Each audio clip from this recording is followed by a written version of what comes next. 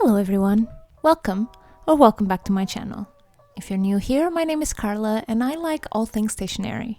In this video I've decided to tackle some of my paper scraps. If you're anything like me, you find it really hard to throw away things after you've crafted, mainly parts of ripped paper, regardless of the size.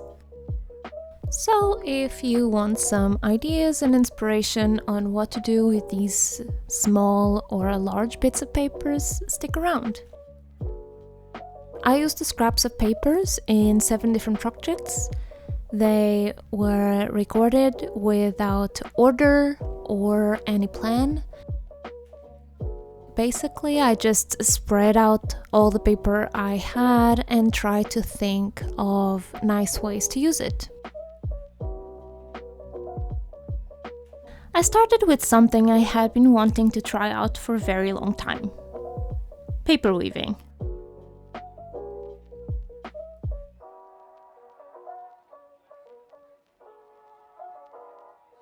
I know that you could create nice patterns with this technique if you would use maybe 2 or 3 different types of paper.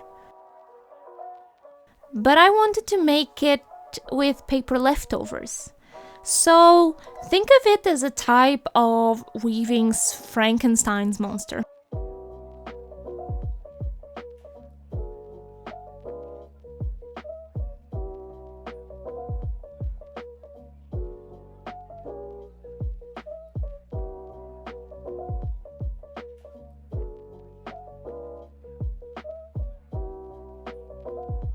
I found paper weaving quite easy, fun, and therapeutic.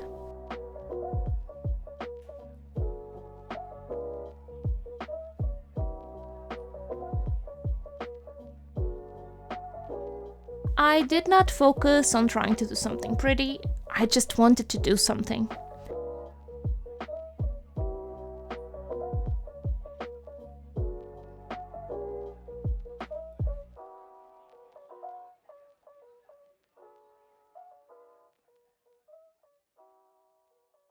The principles of this technique are quite simple. You start with strips of paper. In a perfectionist world, they would be exactly the same size. But I don't want to be a perfectionist. You take your strips of paper and interlock them. One strip goes above and below all the others, and so on.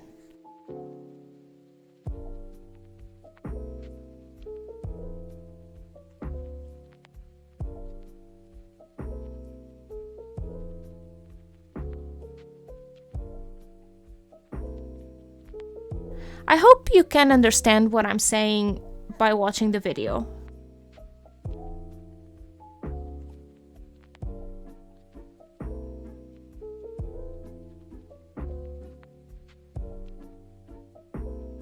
At first, I started by completely weaving in each strip of paper, but soon realized that it would take me forever to do it this way.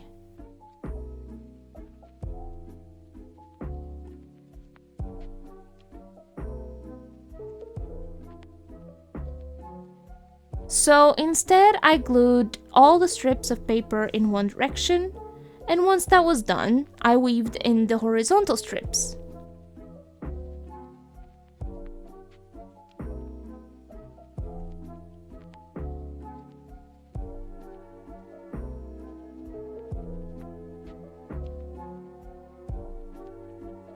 When I was happy with the size of the project, I just glued the ends and cut off all the extra.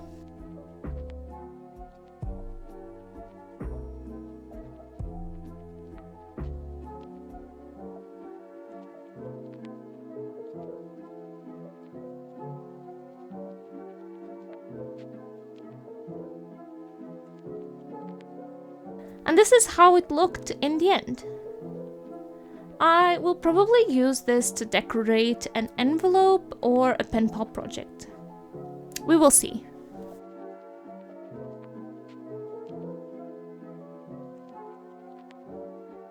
For the second project, I wanted to use my sewing machine.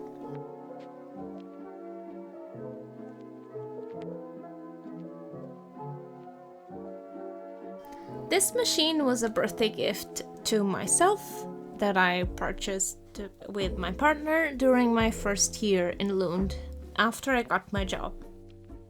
I think that every household should have a sewing machine, probably because my mom has one and I grew up with her using it.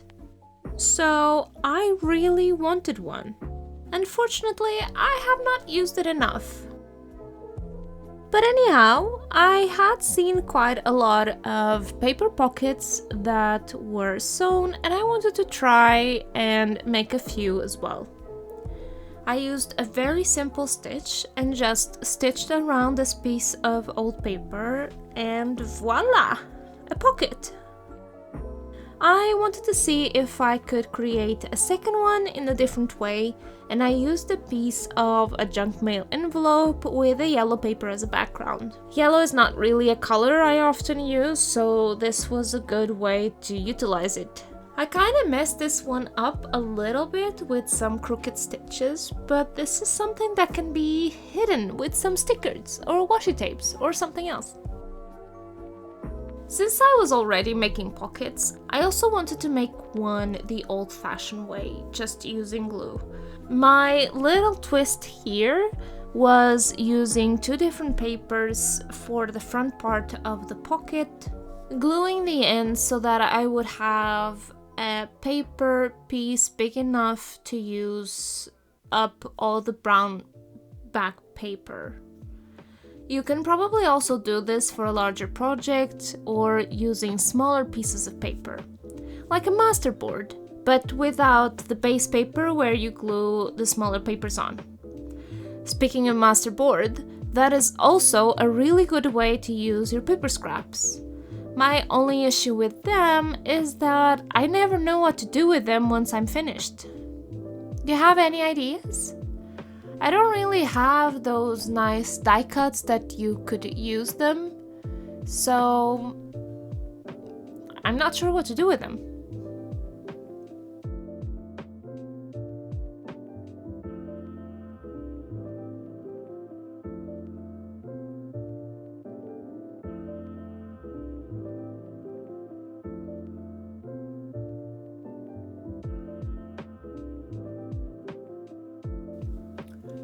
Another thing you can do with paper scraps, as obvious as it could be, is to decorate a snail mail envelope.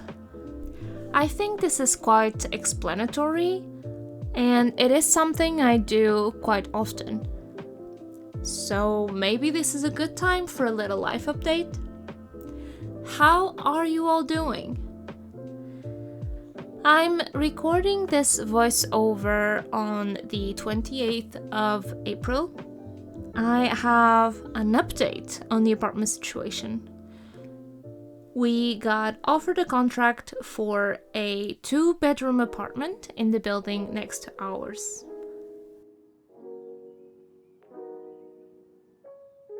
It is, in general, slightly bigger than what we have now.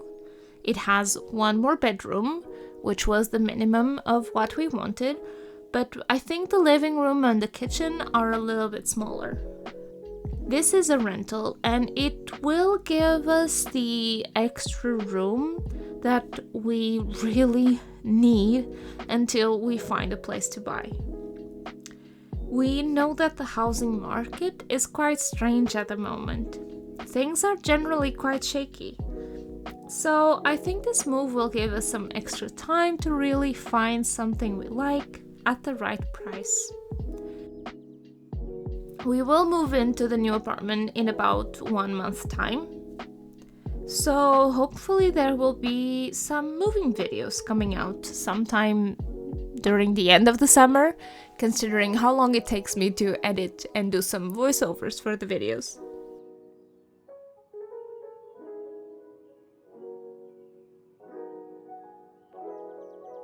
On other areas, I have had my free time being consumed with trying to finish Elden Rings.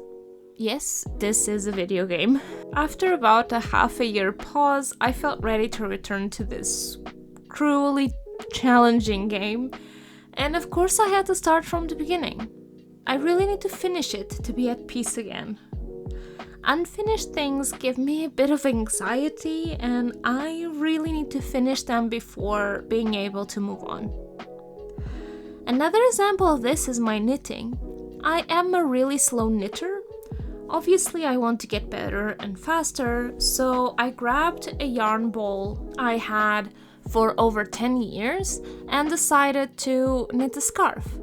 Hopefully one large enough to turn into a type of hood scarf.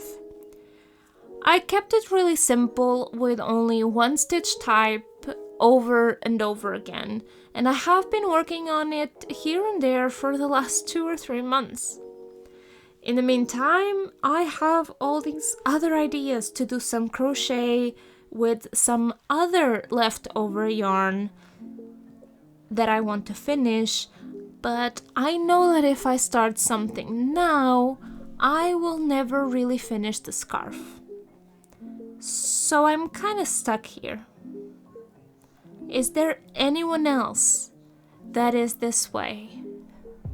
That you have to finish your project before you start a new one?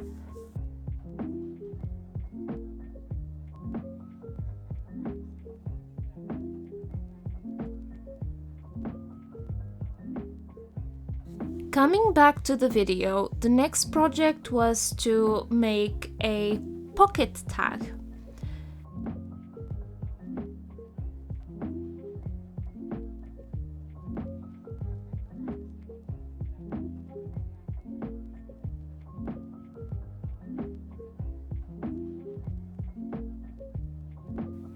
You can see a pattern here, right? I like pockets and envelopes and functional things.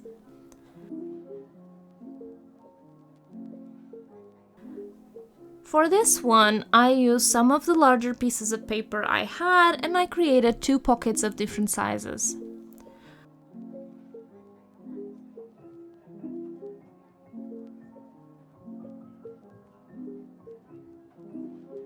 I thought about decorating the back, but after checking some options, decided against it.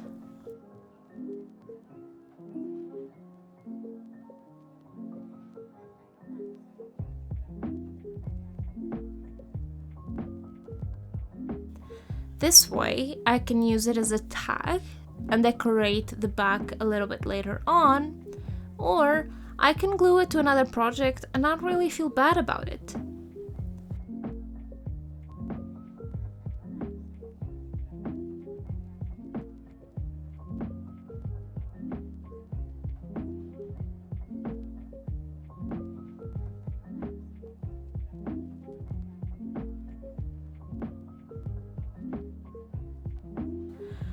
I had a really hard time making this hole. I've had this type of hole puncher for quite a while, and I don't really remember where I got it, but it does not really work the way I hoped. I don't know if it's because I'm using it on paper and it would work better on another material. I think I will actually throw it away during the move, since I'm not able to use it the way I want to. And what better excuse to declutter than a move? To finalize this tag, I added some white yarn.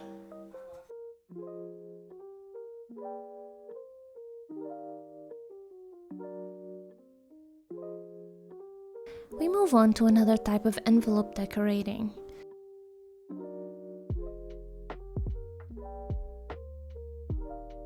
It has been a while since I did this one.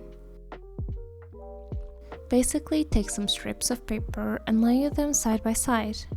Simple and easy.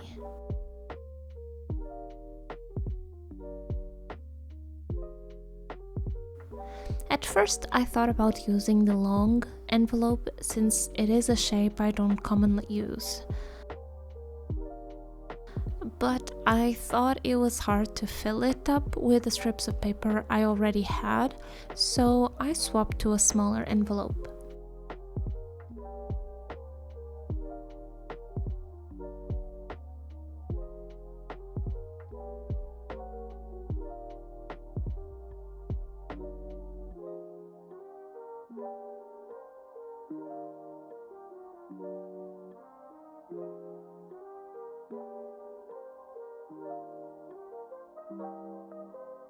I took some time placing the paper in different orders.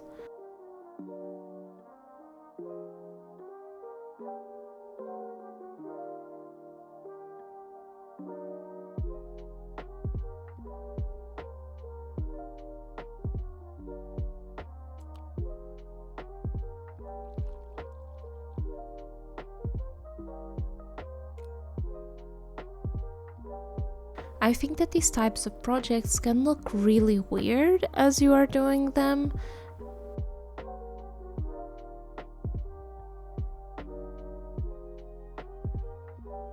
But then they look so much better when all the regular bits are cut and everything is neat.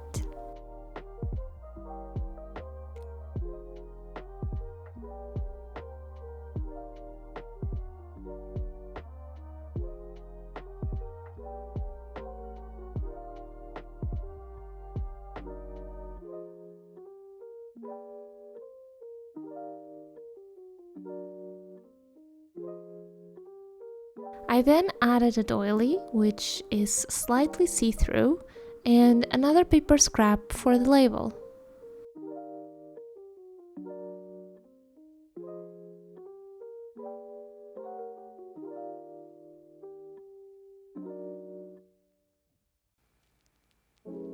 And another envelope is ready. I might add some more little details and stickers before sending it away.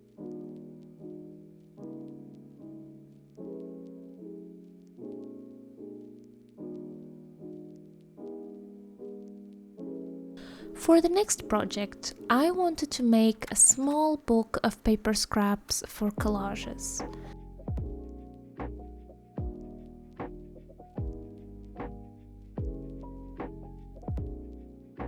This is a really nice way to send smaller pieces of paper to your pen pals that they can rip up and use.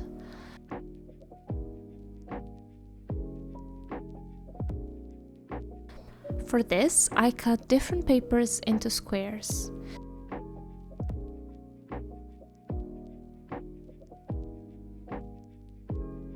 Here, I really tried to be careful and keep them all the same size. It's important for the gluing process.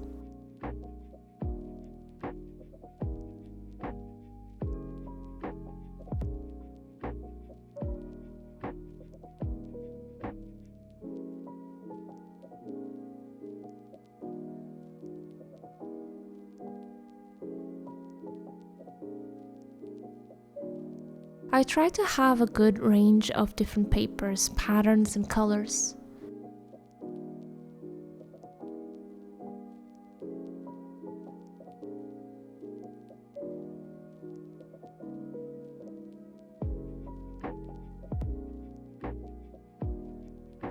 At the same time, I did not want this book to be too thick, or it could be hard to send by flat mail.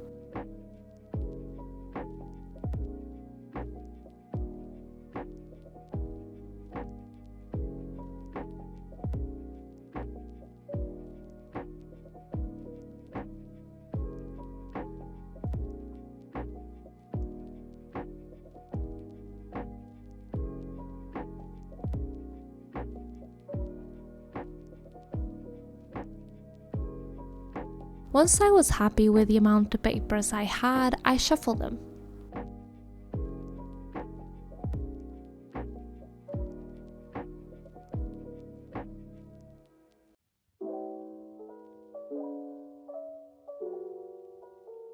When I was satisfied with how this pile of papers looked, I made sure that they were nicely aligned and I secured them.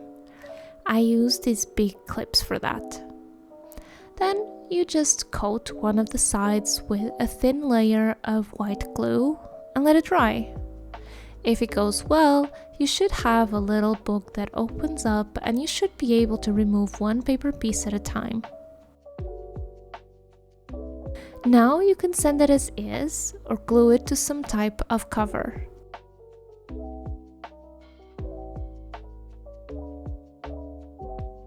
I wanted to create something that could close and be reused. So I grabbed some brown paper for my pile of scrap paper and made a first attempt of what I had in mind.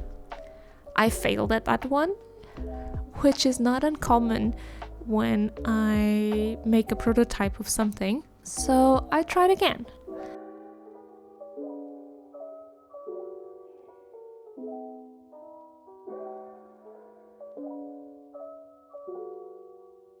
The second attempt is what you're seeing here.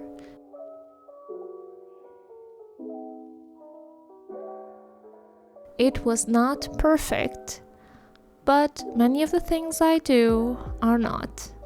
And I think it was good enough.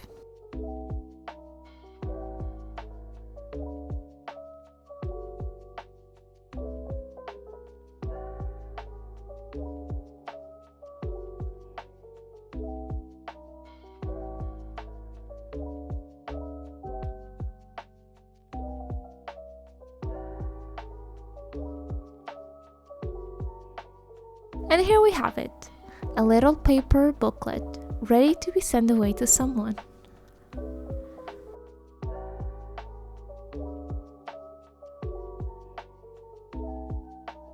For the last project, I wanted to make a little envelope and a type of paper confetti. I used a bit of scrap paper to make the envelope and added a small window.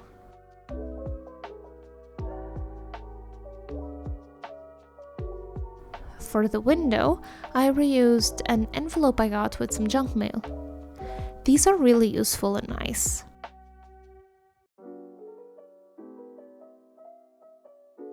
After folding the blue paper in 3, thus creating the basic shape of the envelope, I used the part of the junk mail that I wanted to reuse and drew where the window should be.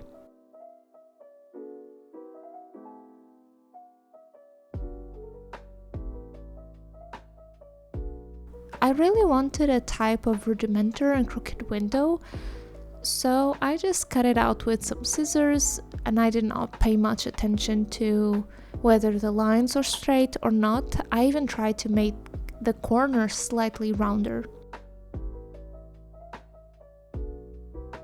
Once I was happy with the size, I just glued everything up. Now for the fun part. I have these shaped punch holes, and I think they are amazing for when your scraps are quite small. You can almost always get a little nice shape out of them.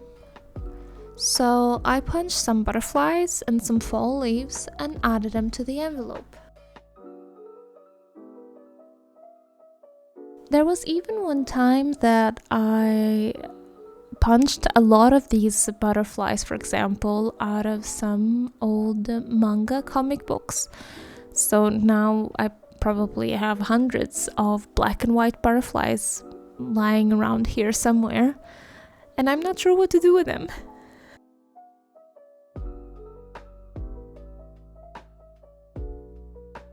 But anyway, here you have it. 6 different things you can do with your paper scraps to help you reduce your stash.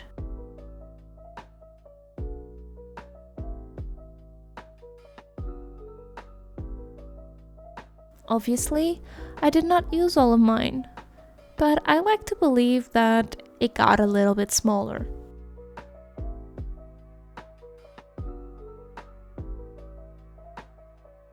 I really hope you enjoyed this video and that it gave you some inspiration.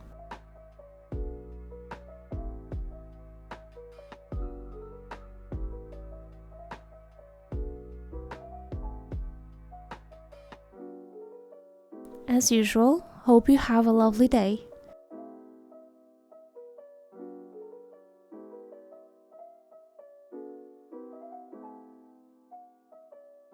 See you next time.